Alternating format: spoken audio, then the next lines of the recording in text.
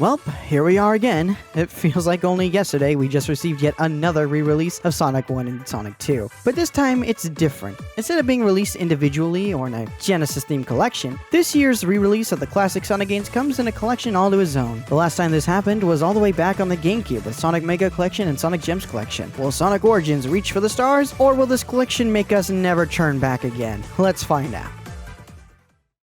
Before we get into the review proper, let's talk about the background of this collection, as I feel it's important to give this some context. Back in 2013, Sega commissioned Sonic ROM hacker Christian Whitehead to port Sonic 1, 2, and CD to mobile phones. These 2013 mobile ports received a number of quality of life upgrades, but the biggest being the change from a 4:3 aspect ratio to 16:9. Because of these quality of life features, most of the fandom referred to these as the best official versions of Sonic 1, 2, and CD. Despite the fan praise, however, Sega only ever ported the Christian Whitehead version of Sonic CD to console and PC, with the mobile versions of Sonic 1 and 2 being stranded on phones. Now, you might have noticed that only Sonic 1, 2, and CD received the Christian Whitehead upgrades. And that begs the question, why not Sonic 3 and Knuckles? Christian Whitehead actually did start prototyping a mobile port of Sonic 3 and Knuckles, and he got pretty far, but Sega never approved of it. Why was that? Well, in 2009, Michael Jackson had unfortunately passed away. This is important because Michael Jackson composed some of the level themes in Sonic 3 and Knuckles. Prior to 2009, I'm sure it wasn't that much of a hassle for Sega to get the licenses necessary for their Sonic 3 re-releases, but after Michael Jackson's passing, it would become a lot harder. So instead of just replacing the music in Sonic 3 and Knuckles, they just pretended Sonic 3 just never existed, and that's what they did for 10 years. So you might be saying, dude, perfect. Well, that was a fun, interesting story that had nothing to do with Sonic Origins. That was just for a bunch of mobile games. Well, actually, the backstory for those mobile games is the backstory for Sonic Origins. That's right. But it seemed like a long shot to the community. Sega has actually done it. They have officially ported the Christian Whitehead versions of Sonic 1 and 2 to PC and consoles via the Sonic Origins collection. And to top it all off, for the first time in what seemed like forever, we are getting a new official way of playing Sonic 3 and Knuckles. And it's seemingly also getting the upgrades the other Whitehead ports got. So understandably, there was a lot of hype for this collection.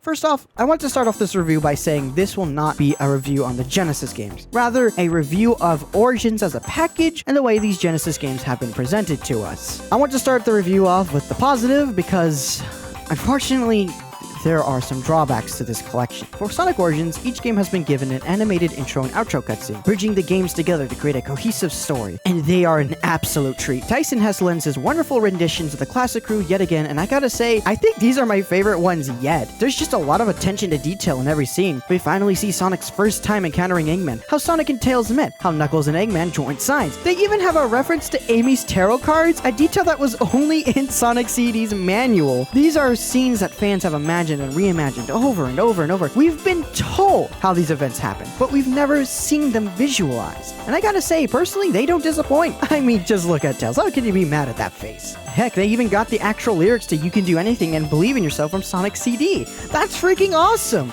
As I said earlier in the video, these games are using the fan-favorite Christian Whitehead ports of Sonic 1, 2, and CD. And they had Headcanon, the guys behind Sonic Mania, come in and rebuild Sonic 3 and Knuckles to work in 16:9. So you can be rest assured knowing these games have all been rebuilt to work with 16:9. Sega has even gone back in and have added the Drop Dash to all 4 games. For those who are unaware, the Drop Dash was a new move created for Sonic in Sonic Mania and has quickly won over the hearts of many Sonic fans, mine included. In Sonic Origins, there are 2 ways to play the games: the Anniversary mode, which are based off the Christian Whitehead ports, and Classic mode, which aims to replicate the original feel of the Genesis games for those who want it more old school. Anniversary mode comes with even more quality of life features. In Anniversary mode, lives are replaced with coins. These coins can be used to buy extra content in the museum, the place where you can view cutscenes, look at images, and listen to music. Or you can use your coins to retry the special stages. I gotta say, these coins were a lifesaver in Sonic 1 and Sonic CD's special stages. Sonic 1's special stages are especially awful, and because of that, I've never actually made an effort to collect all the Chaos Emeralds in the game before Sonic Origins. But now I can actually beat those darn special stages, and after doing so,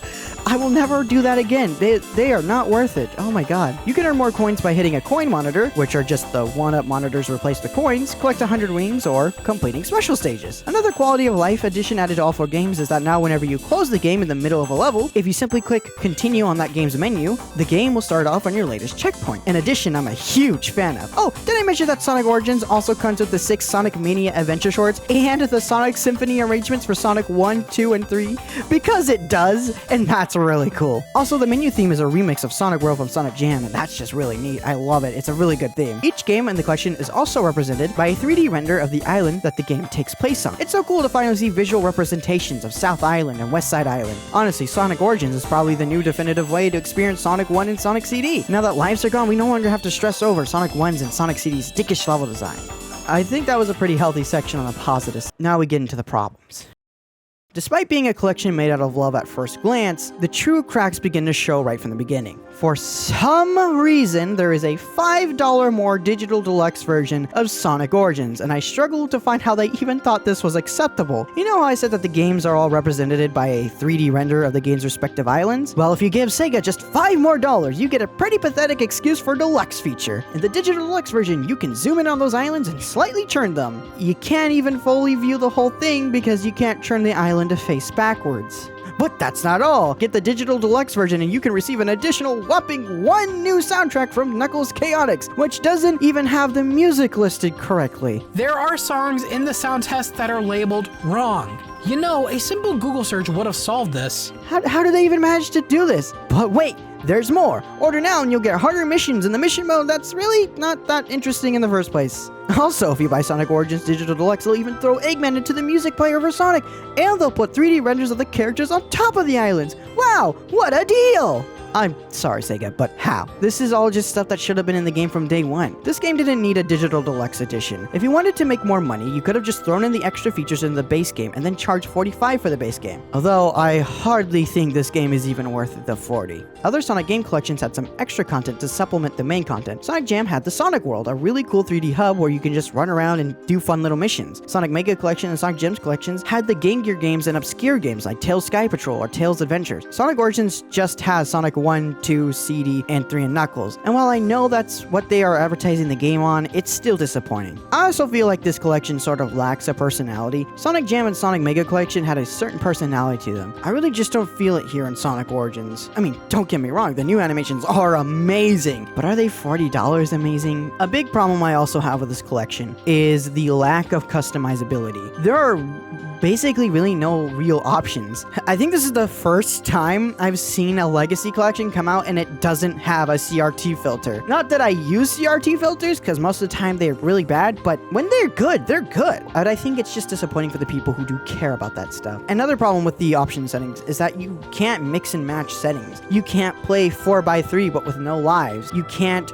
play 16x9 but with lives. That's something you can't do, and I think that lack of customizability is kind of becoming a really bigger issue for me. And while I am fine with how Anniversary and Classic Mode are, I know there are people who would love to customize their Sonic experiences, and that would just add a whole level of replayability to these games. It's time to address the elephant in the room. Let's start with Sonic 2 first. I don't know what happened during the porting process of Sonic 2, but they messed up. The game is very glitchy, and I'm not talking about glitches from the Genesis version. I'm talking about glitches that are specific to Sonic Origins. Despite being based off the mobile version, it would seem that Sega has severely broke something within the code. I won't cover every little minor glitch I ran into, but I will talk about the few major ones that nearly ruined the game for me. I love Sonic 2. It's a great game. And I love Tails. Whenever a Sonic game lets me play as the classic Sonic and Tails duo, I always play with that. Sonic 2 is a Genesis game, and as such, the partner AI isn't going to be the most advanced in the world. In the original Sonic 2, Tails would get lost often, but it didn't take long for the game to despawn him and gently respawn him back to you. Sonic Origins does not do this. For whatever reason, the game just never detects when Tails is too far from the player. Sometimes he'll come back on his own, but most of the time, you'll lose sight of Tails at the beginning of the level, never to see him again. And while this alone wouldn't be an issue, here comes the bad part.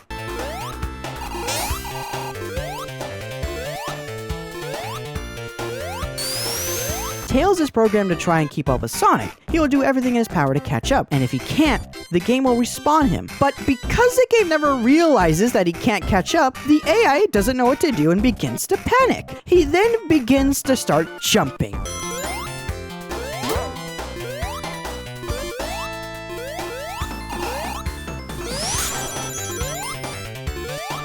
And he won't ever stop. He'll just keep jumping and jumping and jumping and jumping and jumping and jumping and jumping and jumping and jumping. I have never once in my life ever asked the question, why does Tail need a jumping sound effect? And then Sonic Origins came along. I, for the first time in my life, actually considered not playing with Tails because I got so tired of having to restart entire levels just because Tails wouldn't shut the fuck up. I found myself playing the game in such a stupid manner just so Tails wouldn't get lost. But Dubrivik, you may be asking, why didn't you just switch Tails off? Well, in story mode, which is how I played the majority of the game, you can't!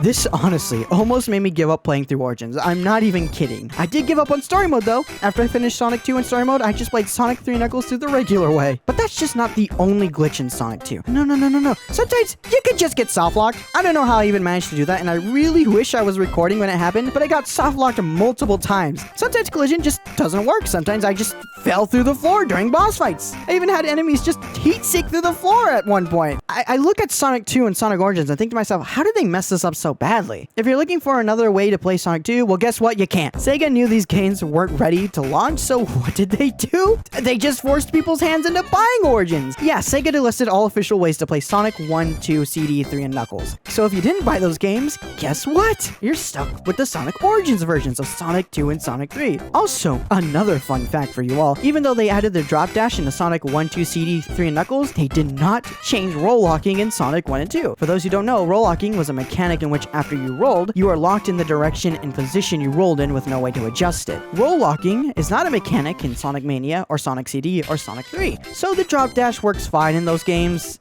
even, well, I mean, Sonic 3 mostly, because Sonic CD levels design is like kind of poopy. Issues of Sonic CD's level design aside, the drop dash is basically near useless in Sonic 1 and 2. You can't just throw in the drop dash and expect it to work if you don't change the mechanics of how rolling works. But that's not all, folks. Sonic 3 and Knuckles, my favorite of the Genesis games, got it the worst. Sonic 3 and Knuckles is very buggy. There are glitches galore, so many in fact that I don't even know where to begin. Sometimes you can just skip boss fights because the screen scrolled incorrectly. Have you seen the Whitewater? That was a glitch in the Genesis game. Why is this here? Oh, and don't even get me started on the music either. Listen, I get it, they couldn't use the Michael Jackson version, but why didn't they just use the prototype songs? Like, listen to the prototype song.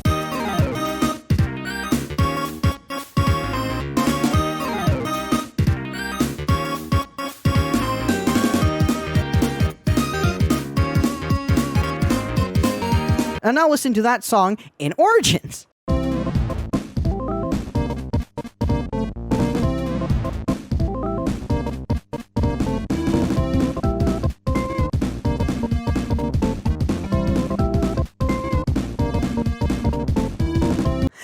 Even Sonic CD isn't free from the glitches because when you beat Sonic CD, the timing of the credits song is way off. In the museum, it plays fine, but when you actually beat the game, the song just starts at the beginning of the cutscene, which isn't supposed to happen. Also, there's no voice clips in Sonic CD. Look, this game was very obviously another victim of Sega's forever rushing of Sonic games. But I gotta ask, how did they manage to make even this rushed? Did they literally start development on the day the collection was announced? I mean, that would make sense considering the trailer didn't even have Sonic 3 footage in 16:9, but it hurts my heart, honestly, because it's not like there wasn't any love put into this. On the contrary, if they really didn't care, then they would not have made the effort to add in these wonderful cutscenes, or add these quality of life features that make the games way more of an easy to digest experience. But it really is the matter of the little things and even the big things, making a bigger mess. I really wanted to come out and say that Sonic Origins was a perfect experience, but I can't, because of just how badly they messed up two of the most beloved Sonic titles. And yeah, it's nothing to the level of Sonic Colors Ultimate, but it's still disappointing nonetheless. I think once they clean out the issues, this will be a great way to play all the games, but until then, I would say wait on